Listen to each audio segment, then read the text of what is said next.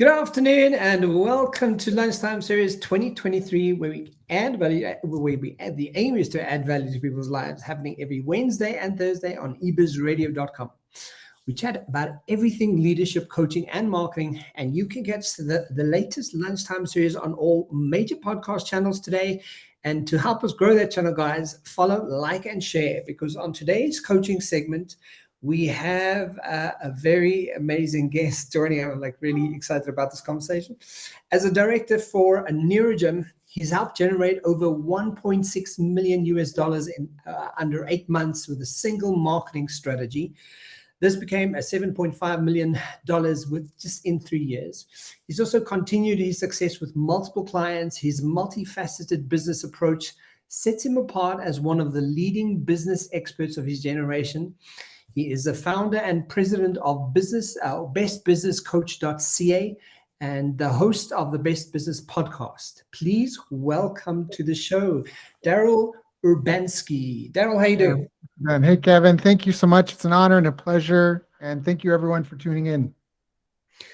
Daryl, so I'm going to kick it straight off. When we had our conversation, you spoke about the 8 critical success factors in growing your business. So don't you want to sort of just preface, what we're going to be chatting about, and then straight into how you got to this position, so how you got to being who you are today? Good. Okay. So yeah, I mean, what people want to know listening to this is obviously, how do I, make more money? How do I get more done with less effort? How do I improve my results in life and have enough time for my family, friends, hobbies, and work? And I helped, like you mentioned in my bio, I helped a few people make some kind of obscene amounts of money. Something that was really shocking to me at the time was that sales alone did not guarantee success. The sales you made last month only guarantee last month, even if you put people on a subscription, some people cancel. There is more stability in subscriptions, but at the end of the day, it doesn't guarantee it. I mean, if you look at a company like Blockbuster versus Netflix. So I know you're in South Africa. I don't know if you have that, but Blockbuster was a movie rental chain, VHS tapes back, before everything was streaming online, and they would post 2 to 6 billion. That's billion dollars US profit every year, revenue every year. And yet they still were run bankrupt by Netflix, which was a startup that they had the opportunity to buy. Blockbuster could have spent any amount of money to hire any consultants. They could have built any technology. They had an opportunity to buy Netflix, and they still didn't. Another company is Enron. They posted $101 billion as revenue. Next year, they were bankrupt. So sales alone didn't guarantee success. So I was really shocked to find that out, because I was a small business owner, and I was all happy to have my 6-figure martial arts school and helping people do millions and hundreds of thousands of dollars. In some ways I felt like I'd hit the holy grail. So it was a real shocker for me. And at the beginning of the pandemic, I saw a lot of people arguing about the science of this and the science of that. And I grew up in a house of hard sciences. My step-adopted dad, he worked in applied physics and geology. So this was, like real science, okay? Not some woo-foo science with just the word attached. So I decided, what does the science have to say about business success? And I have my own theories. Like you mentioned, I have my own podcast. I've done over 350 interviews with experts and millionaires and all this stuff. So I thought I knew. And so I hired 7 researchers, and we went through all the academic literature to look at what are the make or break success factors for small and medium-sized businesses. And so a meta-analysis is when someone analyzes a bunch of academic studies on a topic or in a field, and we collected hundreds and thousands of these, and we tried to figure out what were the common denominators. Everybody wanted to prove, everybody proved things, some things overlapped, and we found there were 8 critical success factors. Now, for those people listening, this is the writer downer, okay? I'm going to go through all 8 right now. Yeah. My mission right now is to give this away. I want to help create 200 new multi-million-dollar businesses. How? Through science and accountability, okay? Doing what works. So the first of the 8 factors is self-efficacy, okay? The second one is market intelligence. The third one is strategic planning. After that, you have marketing strategy, sales strategy and skills. Then we have money management, business operations, and business intelligence. Now, these are the 8 critical success factors, and they include everything like cybersecurity, right? Business operations is your cybersecurity. It is your meeting rhythms. It's your HR, your hiring process, your right where you store your intellectual property. All that falls under business operations. It's the glue that holds things together. Your legal compliance is under business operations. Okay. Yeah. Self-efficacy is probably the pillar Welcome to that a reading lot of things week have to of stand on. January Sorry, I've got 16th, I somebody. think. We're going to jump right in here. And Sorry about that. Well, That's I'll, fine. I'll cut that pizza out, but carry on where you were chatting. Yeah, no worries. Self-efficacy is where you have all the productivity and time management people, okay, because you have to be effective. I mean, it's in some ways it is a race. And self-efficacy is your ability to accomplish things and your belief in your ability to accomplish things via yourself and others, right? All a company is a group of people solving the pain of another group of people, and they do it via a product or service. My teeth hurt, a dentist. I'm bored, you go see a movie. I'm hungry, you go to a restaurant. My child is sick, you go see a doctor. So problems are markets. Okay. Is this good? Is this kind of stuff you want me to cover? Absolutely. Yeah. Carry on, please. Great. So self-efficacy is your ability to be productive. Now, a dirty little secret in productivity. Everybody wants to sell time management and productivity planners and all this sort of stuff. And a real dirty secret that nobody talks about is energy management. And what I mean is that if you wake up in the morning and you guys use kilometers or miles there? Kilometers, Okay, yeah, like the rest of the world. Okay, so I don't know why America wants to be special, but whatever. So if you can wake up and you can only run 1 kilometer, and at the end you're like, and you just like, I just want to curl up and take a nap. That is your energy gas tank you bring to every day. If I could snap my fingers and now you can run 10 kilometers, and at the end you're not even winded, you bring more energy, more intensity, and a stronger capacity to focus. You're more emotionally resilient. Okay, your mental stability is stronger, your mental fortitude, simply by improving your physical fitness. So you have more energy every day. That's an important part. But self-efficacy in business, so to be effective as an individual and as the people of your company. Okay, you get like a motivational speaker to come in and rally the troops. Well, it's going to work for a little bit. What is it? Jim Rohn's got this great quote. If you have someone that's headed in the wrong direction, they don't need motivation, because now all you have is a motivated idiot. What they need is an education to turn them around and point them in the right direction. And then even if they're not going fast, they'll still get there. So the thing when you talk about wanting to motivate employees, you want them to demonstrate 3 things. So we didn't just figure out the 8 critical success factors. We drove into the components, the pieces of each factor, once we knew what the 8 were. And so what makes up self-efficacy in business are specific personality traits, specific leadership skills, and specific personal disciplines. So I'll talk about leadership first, because everybody really likes leadership. Leadership is self-awareness skills. You have to know yourself. Okay? You know what you're good at, what you're bad at, when you're behaving certain ways, and when you need to improve, where you need help. So self-awareness skills, communication and cooperation skills, emotional intelligence skills, and adaptability. That is what leadership is, according to our research, right? There can be nuance to it, but generally speaking, if you took all the leadership coaching, it would probably fall into those kind of 4 buckets. Yeah. And we have personality traits that people would need to demonstrate to be successful in business. And one is a locus of control. That means being a control freak about what you can control. I mean, maybe a lot of people that have staff that may feel this way, where you hire someone and they always ask you every 5 minutes, like, what to do. And there is a training component, right? Like, you maybe have to train them, but at some point they have to take control. Like, I hired you to do this thing, let me train you in the EDGE, that's Boy Scouts, EDGE, explain, demonstrate, guide, do it with them, and then empower them to do it themselves and come to you with questions. So if you go through the EDGE formula and they're still not taking control of that, you have to talk to them and be like, look, I hired you to own this, right? Yeah. Extroversion, openness to experience, agreeableness, conscientiousness, acceptance of criticism and feedback. These are all personality traits that are positively correlated to success in business for the owner, for the team, and all levels. And then the personal disciplines. We know, like when I grew up, this is an anecdote, but the research still supports this. In my hometown, we had one of the biggest military bases in Canada, Kingston, Ontario. It used to be the biggest.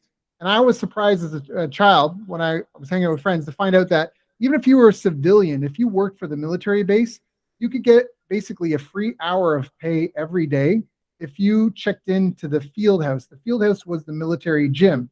They had an indoor track and a wave pool. They had martial arts rooms and weightlifting. They had wrestling mats. And if you went there, for an hour a day, the military would pay you if you worked for the military, even if you were a civilian, because they have all this data showing that you're going to take less sick days. You're going to be more productive, like all these benefits. So the personal disciplines are things like physical health, which is sleep, diet, and fitness, mental health, time management skills, commitment to improve, a sense of discipline and urgency. That makes up self-efficacy. Yeah. So, I mean, I absolutely love that you actually cover all three of those, because I think, even when you look at it from a psychological perspective around confidence in itself, self-efficacy really plays right into that part. The other thing that I find interesting, is leadership as a skill. Is a lot of people hear the word leadership, and they don't recognize that, that doesn't apply to people in a position or people with a title. Leadership is a skill that you have as Yes. You could be anyone with leadership skills. You don't need a title to be the leader. Right. Yeah. There's managing yourself, managing oneself, and then there's managing up. Yeah. Right. So a lot of people think leadership is being the boss and ordering people around. And this is a good thing to talk about. So there's permission and permissionless based leverage. So permission based leverage is, for example, money. Someone gives you their money and says, hey, go spend this in order to do something. Go buy some cows, go buy some supplies, whatever. We're going to invest it this way and hopefully, multiply the funds. That's permission based, though. They have to give you their permission to use their money. Same thing with leading people. Okay? Unless it's through slavery. But even then, you still need people to give you their permission to help you enforce, right, the conditions. If you have staff, they have to give you their permission that they're going to show up every day and they're going to do the things that you say that they're, right? So that's permission-based. So you still have to lead these people, right? And these people that are showing up, they don't recognize, they always say, you pay for a haircut and get your shoe shine, right? Like if I'm hiring you to deliver a result, I want you to deliver the result. Don't promise me the moon. Don't tell me you're going to take me to the moon and then take me on a helicopter ride. Great. I got this nice helicopter ride. That's great. But I didn't get to touch moon. Like I didn't pick up moon rocks. So it's a big issue. And that's where leadership, like you say, is as an employee, a job is really just a company with one product, your time, and one customer, your boss. That's really what it is. So that's the permission-based stuff. Permissionless is what a lot of people are flocking to right now. And it is leverage. But you also have to understand that garbage in, garbage out. And what I mean by that is it's permissionless for us to do this interview right now. We don't need a government's permission. We can record this, but if it's not valuable, if it's not useful, no one's going to listen to it, right? So this is permissionless, and it's a meritocracy where this interview will survive based off of its merit and our ability to, advertise it together, promote it together. And then the other one is code and robots. So robots, you don't need permission to build a little robot, right? A little fan or whatever, a wind turbine. There's no permission based in that.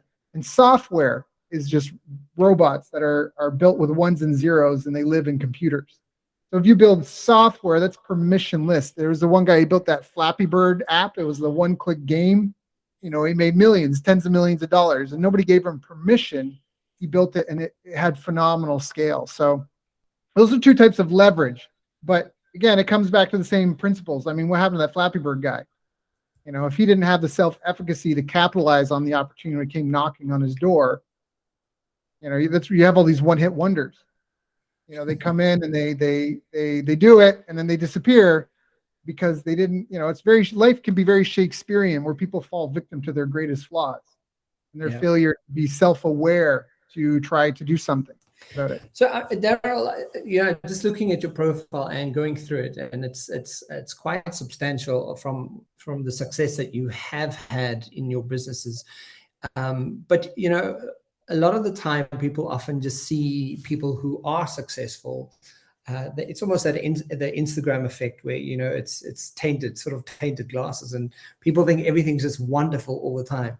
What are some of the greatest challenges that you've experienced in your career, and how have you overcome that? Because I look at the eight critical success factors that we have here, and all of them, if you really follow that, it really speaks to a lot of success, and how businesses can really impact the immediate environment today. Right. But nothing is always smooth sailing. So what are some of your greatest challenges that you've overcome? Yeah, that's a great question. So, to try and make this relevant for the listeners, of course, your biggest bottleneck is what you need to focus on. Fixing capacity anywhere else won't change anything. So let me give an example. I told you I grew a martial arts school, and I grew a six-figure martial arts school. I had four instructors, four instructors, two sales reps, and a manager. It was a little tidy lifestyle business. I got to teach my martial art. It was my hobby. I got all these big names. I had UFC champs come through, do seminars and stuff like that. I could take weeks off at a time and go travel. It was a really nice, cushy business. But I didn't know how to get it to seven figures. And there would have been a way, 100%. Like, there's definitely a way. Where there's a will, there's a way. But I was in a really small town. When I went and worked with John Assaraf in San Diego, and I worked with a business model where the deliverable was digital and the market was a specific, problem. People have a specific, demographic, psychographic, right? We solved the problem, but the scale was different. A great example is I had another client that was in aromatherapy, and all the other aromatherapy there was only something like 5 people that could certify someone in the United States for aromatherapy. And most of them were just like 6-figure business owners, right? But this one, she started doing it online, and that allowed her to use tools like this before the pandemic, before everyone was pushed online.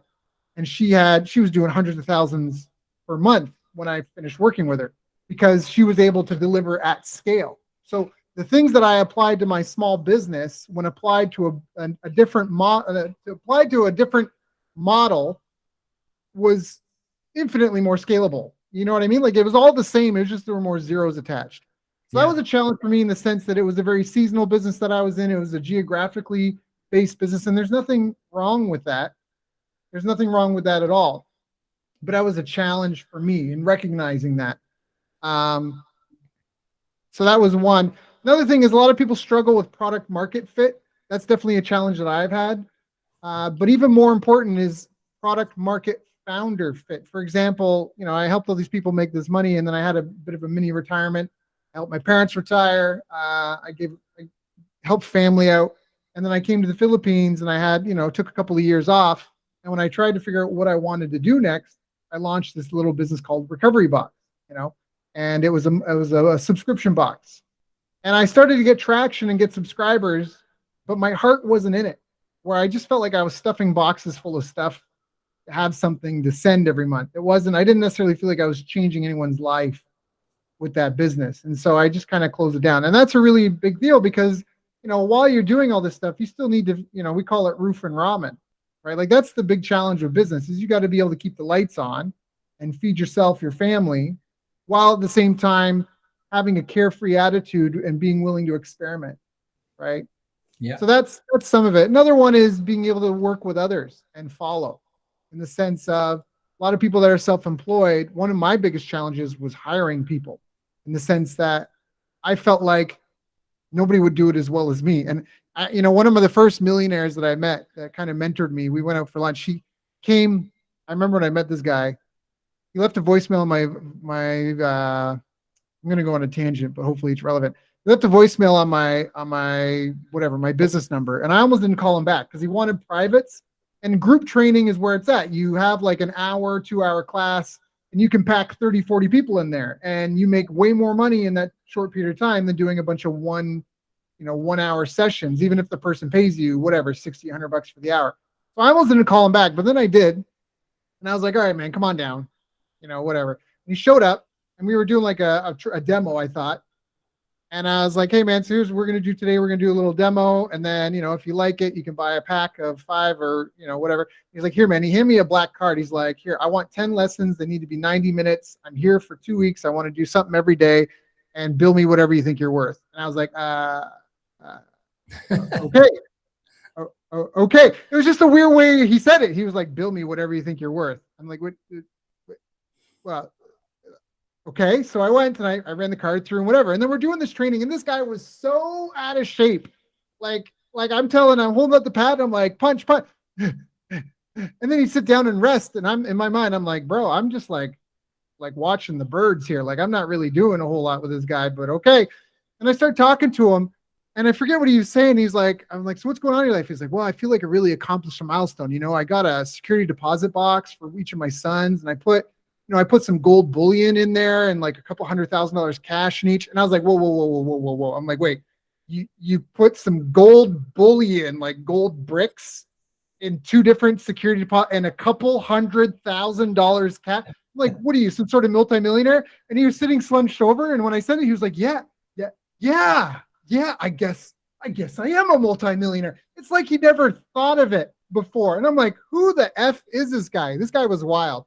Anyway, I know we tried to go to a restaurant once and there was this huge lineup. And I'm like, bro, you are crazy. We're never going to get in. He went up to the front, just like put $100 in front of her. And she's like, sir, I can't take this. It's a 40-minute wait. He's like, no, just hold it and let your conscience be your guide. And then like 10 minutes later, like the usher is sitting, they just plop a table. Anyways, one of the things that he said to me to make this relevant, he said, Daryl, everyone is going to be a beta version of you. If they didn't need a job, if they could do it themselves, they wouldn't need a job. Yeah. And there's nothing wrong with having a job. Like we're social creatures.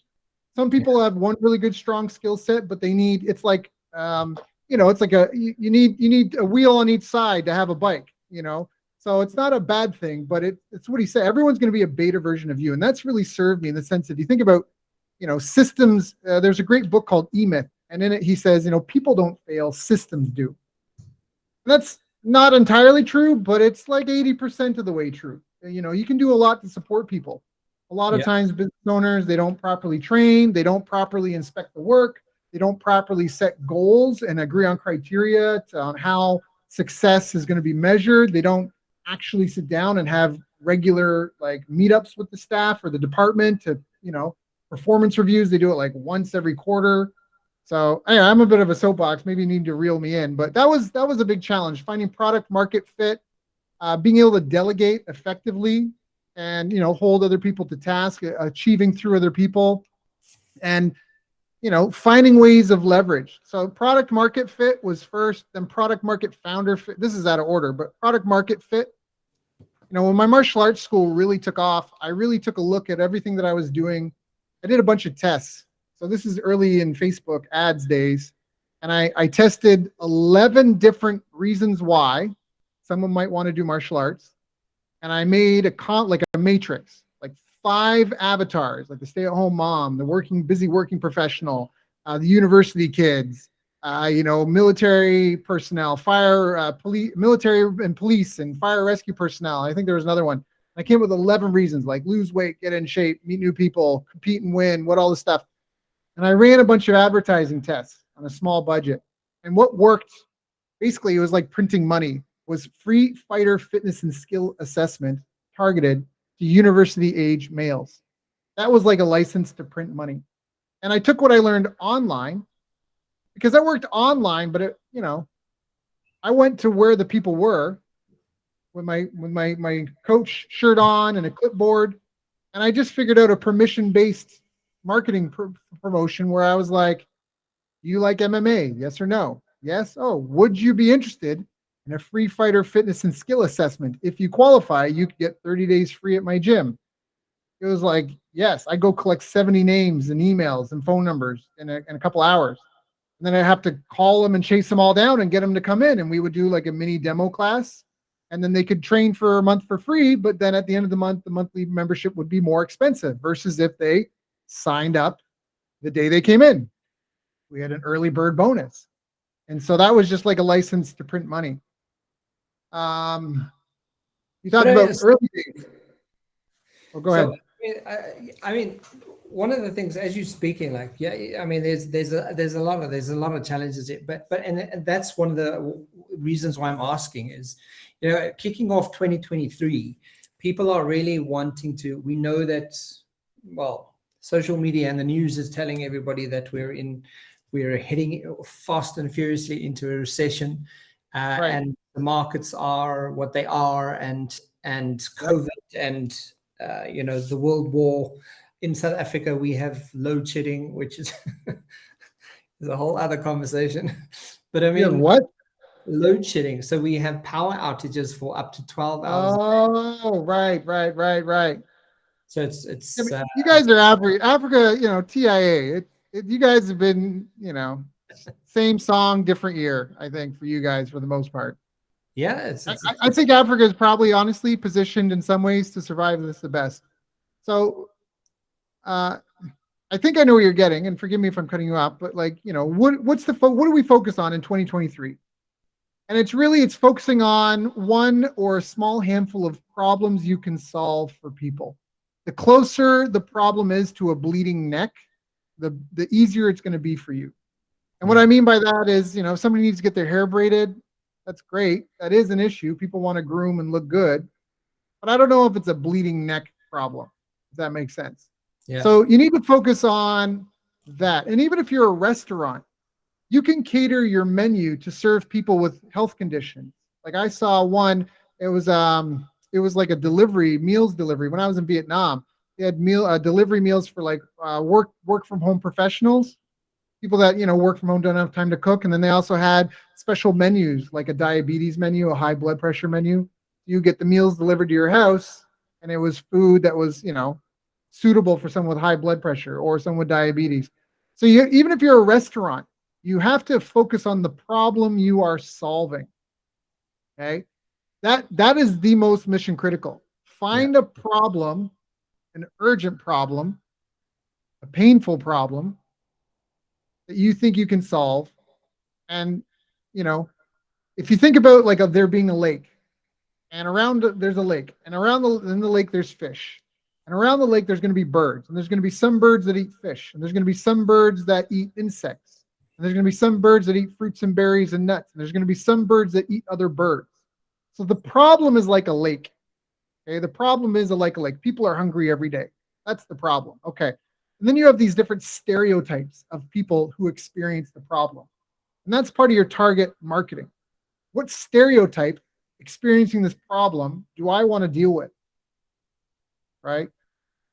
Like a lot of rehab clinics, maybe they want to help get homeless people off the street, and that's very noble. They may not be the ones that can pay the biggest, pay the most, versus someone that has a substance abuse issue that's in a high profile position that maybe wants to keep it hush hush. So same problem, substance abuse. One is a stereotype. It's homeless. Maybe, heart bleeding for them. Maybe you can get government grant or something. That's a different scenario right? Like, so you have to figure out who's got the problem, and then what's the stereotype the person you want to help with it. And then you need to interview them. There's I call it the fast cash plan. You want to hear the 7-step fast cash plan? Yeah. So the 7-step fast cash plan is essentially, step 1, find a group of people sharing a specific problem you can fix. Step 2, find or create a product or service. Maybe you've already got it. Maybe you're going to resell somebody else's. That's okay. Step 3, create a multi-step promotion describing it and its benefits. Step 4, run a test. And again, depending where you're at, this is where like I can, scrape a bunch of emails and spam 1,000 people, but garbage in, garbage out. It's actually really good to start off with 100 ideal prospects and reach out to them one-on-one via phone, face-to-face, or real-time social chat if you can. Because you're going to talk to them and be like, you're going to ask them, like, would you or anyone you know need help with problem? Or would you or anyone you know like result I can deliver, right?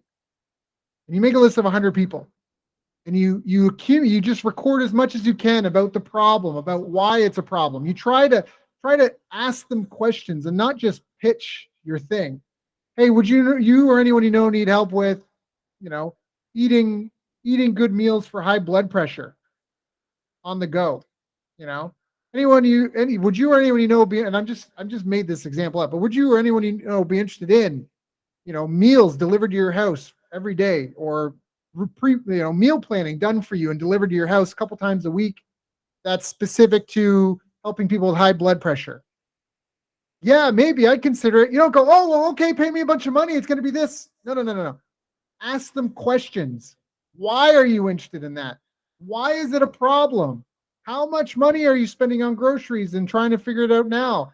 Is it really a problem? Like, is it a bleeding neck problem? Do you have a budget for it? You don't even worry about selling them right away. You just collect because what they're doing is you let the thousands or the 100 people tell you what the millions will do. So this 100 people you're going to go through, and after you interview people enough, like with me, you're just letting me open my heart and sing like a bird on this. And so I'm going to feel like really comfortable with you because I've expressed myself so much, right? And when somebody does that, you do that to 100 people, they're going to want to do business with you anyhow. You're going to be able to talk to them. You don't have to make the sale today. You can build a relationship with them and make the sale tomorrow and just let them open up to you about the problem. Because what that's going to do is that's going to arm you to make sure the other conversations go well too, because you're going to understand their problem as well as them and be able to empathize. Yeah. So step 1, identify a group of people sharing a specific problem you can fix. Step 2, find or create a product or service. Maybe you have one. Maybe you're going to find one. Maybe you're going to sell somebody else's, right? Step 3, create a promotion describing it and its benefits. All you're doing at this point is looking to get people to raise their hands, say they're interested, okay? Step 4, run a test. Reach out to 100 ideal prospects one-on-one. Ask, would you or anyone you know need help with problem? Or would you or anyone you know like result I can deliver? Step 5, analyze the results. Okay, it's really important that you try and be consistent here. Do 100 people, not 5, not 10. If results are good, step 6, reach out to another 100 ideal clients. If results are not good, improve your product, service, or promotion and start again. Step 7, if results are still good after the second 100 people, keep rolling out and taking care of business. This is a very low tech crawl, walk, run, because all marketing is and supposed to be is taking something that you've figured out that works and giving you a microphone. I can click send on an email and send. I do every week. I send an email to 10,000 people. But if what I'm sharing is garbage, if it's not relevant, you know what I mean? It's not going to do anything. And that's why if you have those 100 conversations, or maybe you will or won't get to all 100 people, but you do that for 100, seems to be okay. You do that for another 100, man, this seems really good. You do that. Hey, now I got a process. I got all this documentation. I can train some other people up, or I can take that and I can put that into ads. I can put that into emails. I can make a little sandwich board for the road because I know my prospects. I know their pain. What doesn't work, and you asked about my biggest challenges. My biggest and most embarrassing challenge, it actually hurts me to even bring this up. It's spending stupid amounts of money to do things online, sending people to a web page, to then look at numbers that don't make sense, heat maps, click maps, recordings of people on my website, and go, I have no idea, great. Like if I had just gotten those people on a phone and talked to them in 10 minutes, I would have learned what took hundreds, if not thousands of dollars and weeks, if not months to learn. If I had just talked. Yeah, it's connect. You can't beat connection, right? You can't beat that one-on-one connection with people, and that's one of the things why I like having these conversations with people, because when you're doing this, you really get to know the person on the other side. I've got 2 more questions that, before we're gonna be we're gonna have the end of our show today. But I mean, if you could give us 3 mistakes that you see that clients and entrepreneurs are making out there, what do you think that people can stop doing or completely avoid? What are those To be 3 things? 100%, to be 100% honest, and I'm going to make a shameless pitch here. It's consistency and habit problems.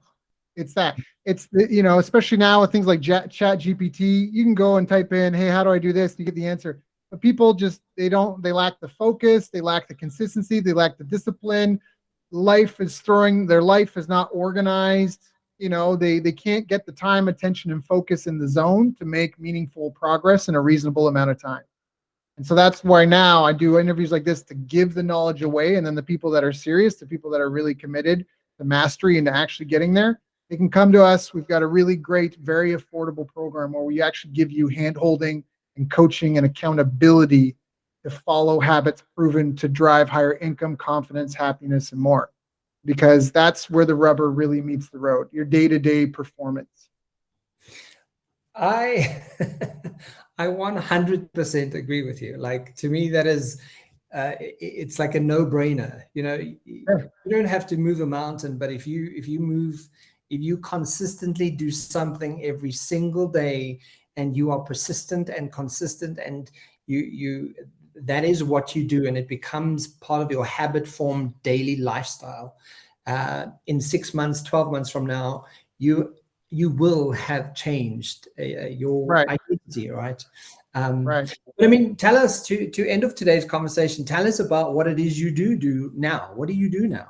Tell us. Yeah. more. Well, so I have a program called Habit Hero where we guarantee to fix 8 types of critical business habits in 90 days or less, or give you 3 times your money back. Depending when they come and check it out, they might be able to do the first 30 days for $1. But this is because, like you say, it is about habits and discipline. So we focus on improving your day-to-day routines and habits. It's business coaching and mentorship done via daily habit tracking and weekly challenges. And so we introduce habits slowly and we stack them. And it just starts off with a simple gratitude journal every day. And we use that one habit of being consistent with that journal to introduce other things. But then over time, we have to rotate your focus. There's 8 things you need to look at. It's not just one thing every day, where just did I get any sales today? Like, that's a great place to focus, but to make a sale every day, you got to generate leads every day. A lot of people don't put the 2 together. And markets change, products have life cycles. So that's really the program is. And then I have equity in a couple of companies. So kind of really what it is. I have a mission, like I said, to help create 200 new multi-million-dollar businesses. I'm putting them in this program. Because we use software with it, we could give 1,000, 2,000, 5,000 people the same experience. We have live assistant coaches that are there. You reply, you host, we respond, we get on Zoom with you if needed. So it's really phenomenal in terms of the accountability people get. I paid thousands of dollars for myself in my career for this, for less than we give people in this. And then out of that, some people choose to work with me in a higher level capacity, and I take equity and I have my team come and work with them, and we work on scaling them. Amazing. So, I mean, Daryl, if anyone wants to get hold of you, and what's the best place to go and check this out? Because I think it's phenomenal, and I love that you have just so much to talk about. Yeah. and I love the fact that you aim to serve. I mean, like that, our slogan of the Lunchtime series is, how do we add value to people's lives? And I think just your 7-step cash, what did you call it? Yeah, the 7-step fast cash plan. There we go. I mean, it just, following that is a no-brainer, right? So that really adds value. So, but I mean, if we have to get a hold of you, where do we go? Yeah, go to it's BEST, bestbusinesscoach.ca for Canada or California. That's probably the best way. You can Google me. I'm on all the channels, but like I said, for $1, you can get started, get me and my team to hold your hand. And actually that fast cash plan, we go over that in week 2. So it's one of the first things we introduce with people to help get them focused, because a lot of people, the reason why they're struggling is they don't have product market fit yet. Or even if they do, maybe they have capacity that they can handle 30 clients, but there's no one coming through the door.